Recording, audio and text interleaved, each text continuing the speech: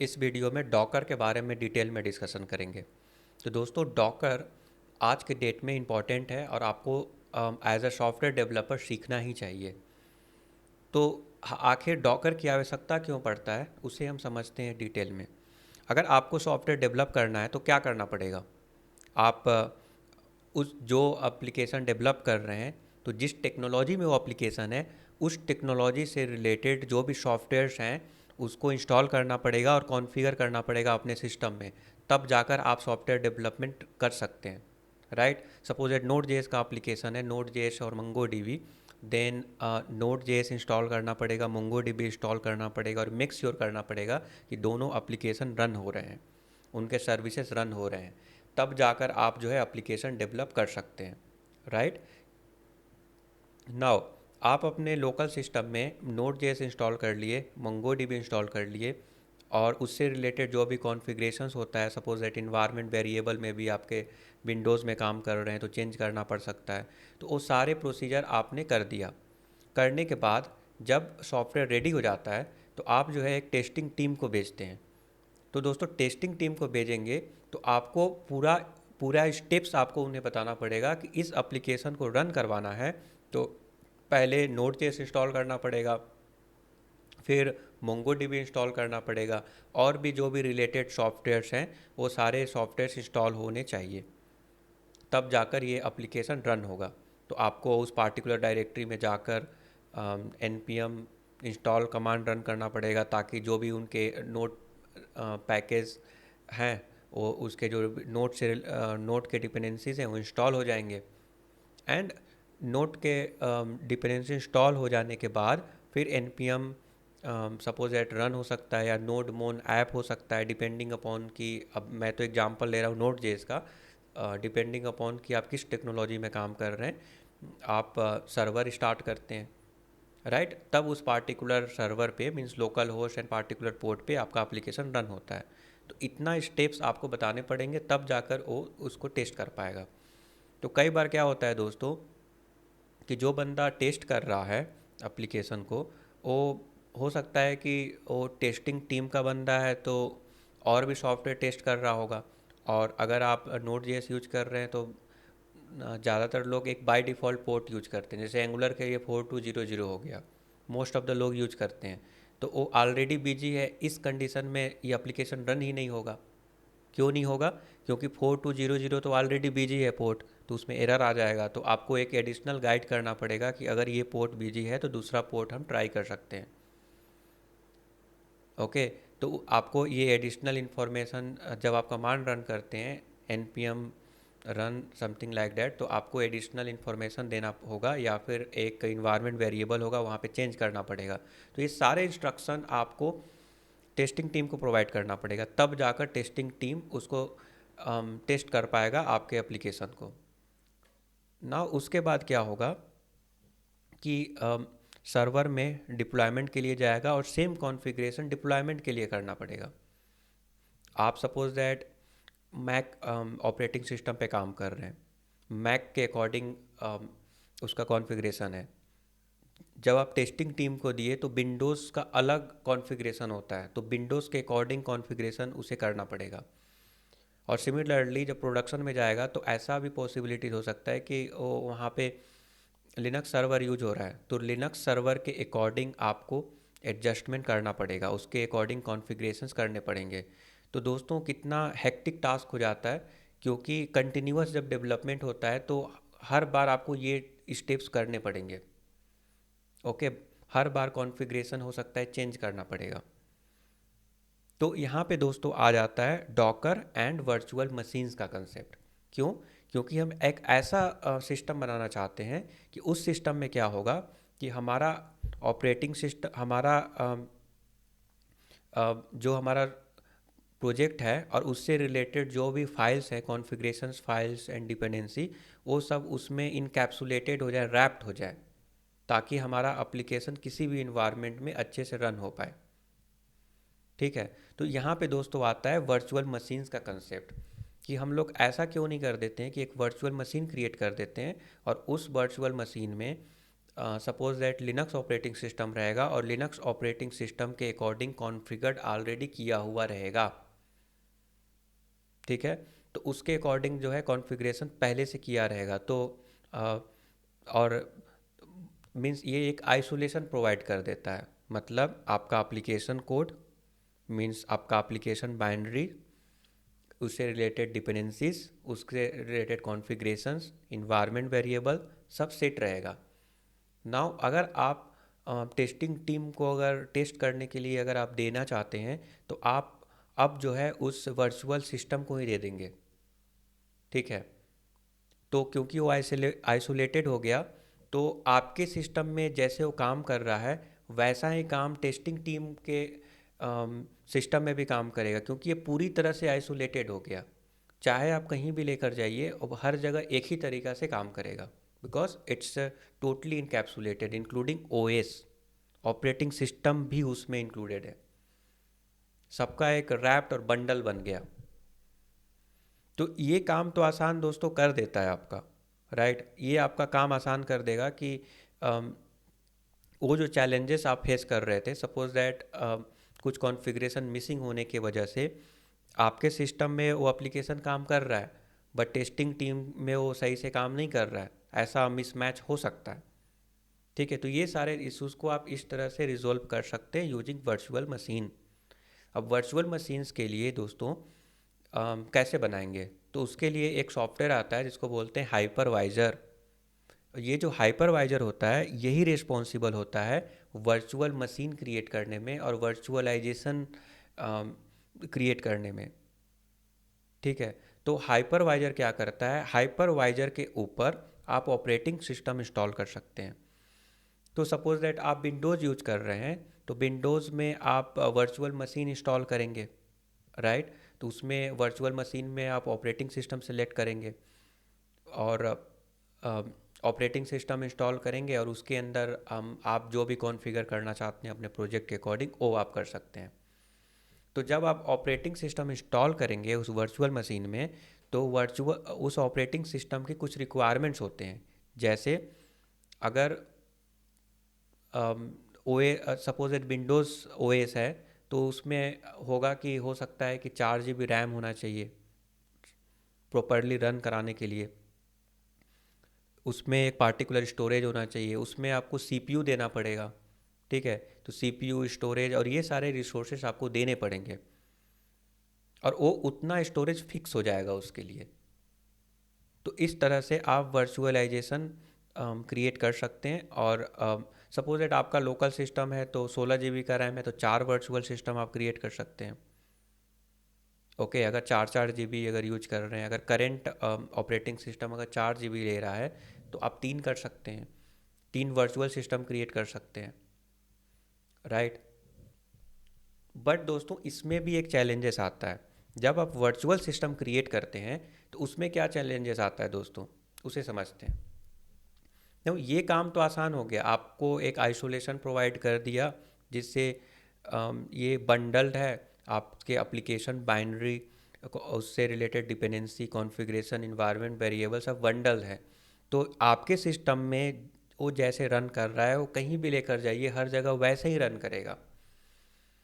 But suppose that क्या होगा दोस्तों कि आप डिप्लॉय कर दिए उसे और किसी फेस्टिवल सीजन में बहुत ज़्यादा ट्रैफिक आ गया, तो उस समय रैम की रिक्वायरमेंट ज़्यादा है, बट आपने तो एक पार्टिकुलर रैम फिक्स कर दिया उसके लिए। तो क्योंकि रैम की रिक्वायरमेंट ज़्यादा हो गया अब, तो उसके अकॉर्डिंग रैम एलोकेट होना चाहिए। तो आप सोचे कि रिक्वायरमेंट बहुत ज़्यादा है तो वर्चुअल मशीन क्रिएट करेंगे जिसमें आप ज़्यादा रैम उसको प्रोवाइड कर सकते हैं। बट फेस्टिवल सीजन के बाद रिक्वायरमेंट, अब ट्रैफिक कम हो गया तो रैम की रिक्वायरमेंट कम हो गया। तो अब दोस्तों वो जो एक्स्ट्रा स्टोरेज है वो वेस्ट हो जाएगा। अगर ज़्यादा स्टोरेज करते हैं ताकि फेस्टिवल सीजन में भी वर्क कर जाए और नॉर्मल डेज़ में भी वर्क कर जाए, तो फेस्टिवल सीजन में तो कर पाएगा बट नॉर्मल डेज़ में उतना यूटिलाइज ही नहीं होगा। तो वो जो रिसोर्स है ना उसका वेस्टेज हो जाता है दोस्तों वर्चुअल मशीन में, ओके। तो दोस्तों ये समस्या होती है यहाँ पर वर्चुअल मशीन के केस में। अब इसीलिए इस कंसेप्ट को दूर करने के, इस इश्यूज को दूर करने के लिए हमारे पास आता है कंसेप्ट, वो होता है डॉकर। अब डॉकर क्या होता है दोस्तों, उसके लिए किसी ओएस की ज़रूरत नहीं पड़ती। क्यों? क्योंकि जब हम वर्चुअल सिस्टम बना रहे थे तो उसके लिए एक ओएस चाहिए। ओएस के ऊपर आपका सॉफ्टवेयर रन करेगा, राइट। ओएस के ऊपर आपका सॉफ्टवेयर रन कर रहा है इस कंडीशन में। बट जब आप डॉकर यूज करते हैं तो इसमें ऐसा बिल्कुल नहीं होता। आपका जो बेस ऑपरेटिंग सिस्टम है, जिसको होस्ट ऑपरेटिंग सिस्टम बोलते हैं, उसके ऊपर होता है डॉकर इंजन। एंड वो जो डॉकर इंजन होता है दोस्तों, अ, उसके वो जो है प्रोवाइड करता है आपको डॉकर कंटेनर। इस टर्म को यहाँ पे बोलते हैं कंटेनर। और इस कंटेनर के केस में ये भी इनकैप्सुलेटेड होता है आपका प्रोजेक्ट बाइनरी, उसके बाद configurations file, dependencies, environment variable, everything encapsulated होता है और उस ओएस की ज़रूरत नहीं पड़ेगी। ठीक है, इसको इजीली शिप कर सकते हैं क्योंकि ओएस नहीं है तो साइज़ बहुत ही लाइट वेट हो जाता है, साइज़ कम हो जाता है। तो यहाँ पे आता है कंसेप्ट दोस्तों, वो होता है डॉकर का। ठीक है, डॉकर यूज करके आप कंटेनर क्रिएट करते हैं और जो स्टोरेज वेस्ट हो रहा था उस कंडीशन में अब वेस्ट भी नहीं होगा। क्यों?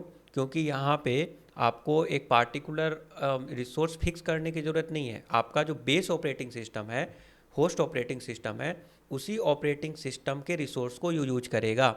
अगर आपका 16 GB का रैम है तो अब 16 GB जितना रिक्वायरमेंट होगा 16 GB तक वो यूज कर सकता है। जितना सीपीयू की रिक्वायरमेंट होगा उतना जो आपके पास है उतना तक यूज कर सकता है। तो अगर आप 4 कंटेनर क्रिएट कर सकते हैं तो किसी में 2 GB रैम की रिक्वायरमेंट है तो 2 GB यूज हो जाएगा, किसी में 3 GB की रिक्वायरमेंट है तो 3 GB यूज हो जाएगा। मतलब पूरे कंटेनर को मिलाकर जो रिसोर्सेस यूज हो रहा होगा वो आपके पास होना चाहिए। ठीक है, आपका बेस ऑपरेटिंग सिस्टम जो है वहाँ से ही रिसोर्स को कंज्यूम करेगा, सारे जो कंटेनर है सबको मिलाकर। ठीक है, तो आप स्लाइड में यहाँ पे देख सकते हैं कि ट्रेडिशनली क्या होता था कि हमारे पास सीपीयू होता था, रैम होता था, हार्ड डिस्क होता था। ओके, एंड उसके ऊपर हमारा एप्लीकेशन रन होता था, राइट। कुछ इस प्रकार से। बट अब दोस्तों ऐसा नहीं होता है। अब हाइपरवाइजर के जरिए हम लोग वर्चुअलाइजेशन क्रिएट करते हैं। अब मैंने आपको एक सॉफ्टवेयर का एग्जांपल दिया वर्चुअलाइजेशन के लिए, बट वर्चुअलाइजेशन का यूज केस केवल यही नहीं है। वर्चुअलाइजेशन का यूज केस केवल आपके एप्लीकेशन को रन कराना ही नहीं है, बल्कि एक आपको प्लेटफॉर्म प्रोवाइड करना, उसके ऊपर आप सॉफ्टवेयर डेवलप कर सकते हैं। ओके, तो देख सकते हैं वर्चुअलाइजेशन के केस में क्या है दोस्तों, आपके पास जो हार्डवेयर है, ओके, उस हार्डवेयर के ऊपर जो भी आपके पास रिसोर्सेस है, फिजिकल रिसोर्स, उसके ऊपर हाइपरवाइजर इंस्टॉल होता है। और ये हाइपरवाइजर रिस्पॉन्सिबल होता है, इसके ऊपर हम लोग बहुत सारे ऑपरेटिंग सिस्टम को इंस्टॉल कर सकते हैं। तो मतलब एक बहुत बड़ा सा जो हमारे पास एक फिजिकल इंफ्रास्ट्रक्चर है बड़ा सा, अब उसको हम लोग डिवाइड कर सकते हैं हाइपरवाइजर के जरिए, डिफरेंट डिफरेंट ओएस यूज कर सकते हैं और उस ओएस के अंदर हम लोग डॉकर इस्तेमाल कर सकते हैं। ओके, डॉकर इस्तेमाल कर सकते हैं क्योंकि डॉकर, अब उसके ऊपर जो है हम लोग ओएस वर्चुअलाइजेशन क्रिएट नहीं करेंगे, I mean virtual machine create नहीं करेंगे, वहाँ पे डॉकर इस्तेमाल करेंगे। क्यों? क्योंकि डॉकर लाइट वेट होता है, बूट टाइम बहुत स्लो होता है। क्यों? क्योंकि अगर वर्चुअल मशीन अगर आप यूज करते हैं तो उसको बूट होने में बहुत ज़्यादा टाइम लगेगा, क्योंकि पहले ऑपरेटिंग सिस्टम बूट होगा, रन होगा, एंड देन आपके जो भी सॉफ्टवेयर हैं वो सारे डिपेंडेंसीज हैं वो सब रन होंगे, तब जाकर आपका एप्लीकेशन रन होगा। इतने सारे प्रोसेस करने पड़ेंगे। बट डॉकर के केस में दोस्तों ये बहुत ही क्विकली स्टार्ट हो जाता है, आपका जो भी आपका प्रोजेक्ट है। ओके, तो दोस्तों ये हो गया वर्चुअलाइजेशन। तो जैसा कि मैंने आपको बताया कि एक तो जब हम वर्चुअल मशीन क्रिएट करते हैं तो फिजिकल सर्वर के ऊपर हाइपरवाइजर होता है और उसके ऊपर बहुत सारे गेस्ट ऑपरेटिंग सिस्टम होते हैं, और गेस्ट ऑपरेटिंग सिस्टम के अंदर आपके प्रोजेक्ट बाइनरीज होते हैं और रिलेटेड लाइब्रेरीज होते हैं, डिपेंडेंसीज होते हैं, और आपका एप्लीकेशन रन हो रहा होता है। बट यहाँ पे जो रिसोर्स का यूटिलाइजेशन होता है वो अच्छे से नहीं हो पाता है, क्योंकि आपको एग्जैक्ट पता नहीं होता है कि कितना रिसोर्स कब इस्तेमाल होगा। ठीक है, तो उसको डायनेमिक करना ज़रूरी होता है, और डॉकर उसको डायनेमिक कर देता है। क्यों? क्योंकि फिजिकल सर्वर के ऊपर ऑपरेटिंग सिस्टम होता है जिसको होस्ट ऑपरेटिंग सिस्टम बोलते हैं, और उसके ऊपर डॉकर इंजन होता है, और उसके ऊपर बहुत सारे कंटेनर होते हैं। वो सारे कंटेनर को मिलाकर जो भी रिसोर्स कंज्यूम होगा वो शेयर होगा होस्ट ऑपरेटिंग सिस्टम से। मतलब हम पहले से डिफाइंड और फिक्स नहीं कर रहे हैं किसी कंटेनर को कि इतना रिसोर्स ही यूज होना चाहिए। ओके। हालांकि आगे इसके बारे में और डिटेल में डिस्कस करेंगे कि अ, अगर आप चाहते हैं कि मिनिमम रिक्वायरमेंट कंटेनर के लिए मिनिमम रिसोर्स और समथिंग, तो आगे डिस्कस करेंगे। तो दोस्तों जो हाइपरवाइजर होता है वो दो टाइप का होता है। एक हो गया नेटिव हाइपरवाइजर और एक होता है होस्टेड हाइपरवाइजर। अब हाइपरवाइजर तो मैंने आपको बता दिया, उसके जरिए ही वर्चुअलाइजेशन पॉसिबल होता है, और ये बहुत ज़रूरी भी है। ज़रूरी नहीं है कि आप केवल प्रोजेक्ट इंस्टॉल करने के लिए आप वर्चुअलाइजेशन का उपयोग कर रहे हैं। ओके, आपका जो प्रोजेक्ट है, जैसे एंगुलर का एप्लीकेशन हो गया, रिएक्ट का हो गया, नोड जेस हो सकता है, जावा का हो सकता है, तो आप इसके लिए ही नहीं कर रहे हैं। सपोज एक बहुत बड़ा सा इंफ्रास्ट्रक्चर है, वहाँ पे केवल हार्डवेयर ही हार्डवेयर है, फिजिकल सर्वर है, तो उस फिजिकल सर्वर के ऊपर आप हाइपरवाइजर इंस्टॉल करके मल्टीपल ओएस में आप कन्वर्ट कर सकते हैं, और उसके ऊपर आप फिर से I mean suppose that example के तौर पे 1000 GB रैम है आपके पास, एक वर्चुअल सर्वर है जहाँ पे 1000 GB रैम है, और 2000 TB स्पेस है, और बहुत ज़्यादा सीपीयू है उसमें, नंबर ऑफ़ सीपीयू बहुत ज़्यादा है। तो तो इन इतने बड़े इंफ्रास्ट्रक्चर में आप एक ऑपरेटिंग सिस्टम तो इंस्टॉल नहीं करेंगे, उसको आप डिवाइड कर सकते हैं, क्योंकि उतना बड़ा इंफ्रास्ट्रक्चर एक बंदा तो यूज करेगा नहीं। ये तो जनरली इंटरप्राइज लेवल का इंफ्रास्ट्रक्चर हो गया, बहुत सारे लोग यूज कर सकते हैं। तो उसमें क्या होता है, हाइपरवाइजर के जरिए मल्टीपल ओएस इंस्टॉल कर सकते हैं, और वो ओएस जैसे सब्सक्रिप्शन बेस, अगर कोई परचेस करना चाहता है आपका इंफ्रास्ट्रक्चर, तो आप जो है बोल सकते हैं कि 16 GB रैम और इतने स्टोरेज के लिए और इतना सीपीयू के लिए इतना चार्जेस लगेगा, तो उतना ही आप वर्चुअल सिस्टम क्रिएट करके उसे दे सकते हैं। अब उसके ऊपर वो कुछ भी करे। ठीक है, तो वो हाइपरवाइजर के जरिए ही पॉसिबल होता है। तो दोस्तों, हमारा जो सर्वर है, हार्डवेयर है, उसमें हम लोग एक तो ऑपरेटिंग सिस्टम इंस्टॉल करते हैं, जैसे आपके सिस्टम में है, आपका लैपटॉप हो सकता है, होस्ट ऑपरेटिंग सिस्टम, और उसके ऊपर हाइपरवाइजर रहेगा, और उसमें मल्टीपल्स ऑपरेटिंग हाइपरवाइजर के जरिए multiple guest operating system install कर सकते हैं, और उसमें अपने प्रोजेक्ट को रन करा सकते हैं। आप चाहे तो उसमें अपने प्रोजेक्ट को रन कराइए, या कुछ और यूज करना चाहते हैं तो वो भी कर सकते हैं। ओके, बट हाँ, ये एक इनकैप्सुलेशन और आइसोलेशन प्रोवाइड कर देता है। बहुत स्ट्रिक्ट आइसोलेशन होता है, क्योंकि ओएस भी इसके अंदर है। राइट नाउ, दूसरा जो हो गया मैंने जो बताया होस्टेड हाइपरवाइजर, एक हो गया native hypervisor, bear metal type 1 hypervisor भी बोल सकते हैं, बेयर मेटल हाइपरवाइजर भी बोल सकते हैं। तो एक तो हो गया बेयर मेटल हाइपरवाइजर और नेटिव हाइपरवाइजर। दूसरा हो गया दोस्तों होस्टेड हाइपरवाइजर, जिसमें हार्डवेयर के ऊपर हाइपरवाइजर रहेगा और मल्टीपल ओएस उसके ऊपर इंस्टॉल कर सकते हैं। ओके, तो एक बहुत बड़ा सा इंफ्रास्ट्रक्चर, वो कुछ भी हो सकता है, ऐसा आपका लैपटॉप भी हो सकता है, क्लाउड भी हो सकता है, क्योंकि जनरली क्लाउड बहुत बड़ा होता है। आई मीन उसमें जो क्लाउड सिस्टम प्रोवाइड करते हैं, उनके पास बहुत बड़ा सा हार्डवेयर होता है, इंफ्रास्ट्रक्चर होता है, और उसमें वो डिवाइड कर करके वो सेल करते हैं। ठीक है, तो आपके पास इंफ्रास्ट्रक्चर रहेगा, उसके ऊपर हाइपरवाइजर, और उसके ऊपर guest operating multiple operating system install होगा, और ईच ऑपरेटिंग सिस्टम में आपका प्रोजेक्ट रन करेगा। एक तो ये उपाय हो गया, और दूसरा कंटेनर के केस में दोस्तों, ऑपरेटिंग सिस्टम रहेगा, उसके ऊपर कंटेनर इंजन रहेगा, और मल्टीपल कंटेनर वहाँ पे रन होगा। ठीक है, तो क्या क्या एडवांटेज हो गया दोस्तों, एक तो हो गया कंटेनर के केस में रिसोर्स का सही यूटिलाइजेशन हो जाता है। दूसरा, बूट टाइम कम होता है as compare to virtual machines, क्योंकि ओएस की यहाँ पे झंझट नहीं है, क्योंकि बेस जो होस्ट ऑपरेटिंग सिस्टम है उसी के ऊपर डॉकर इंजन रन हो रहा है और उससे ही चीज़ें कंज्यूम हो रही है। और जो साइज होता है वो कम हो जाता है, क्योंकि अगर आप ओएस देखेंगे तो बहुत बड़ा साइज होता है ओएस का। 2 GB तो एक इट सेल्फ वो रिसोर्स यूज कर लेता है, बट कंटेनर के केस में ये लाइट वेट होता है, उतना ज़्यादा स्टोरेज यूज नहीं होता है। ओके, तो ये दोस्तों हो गया।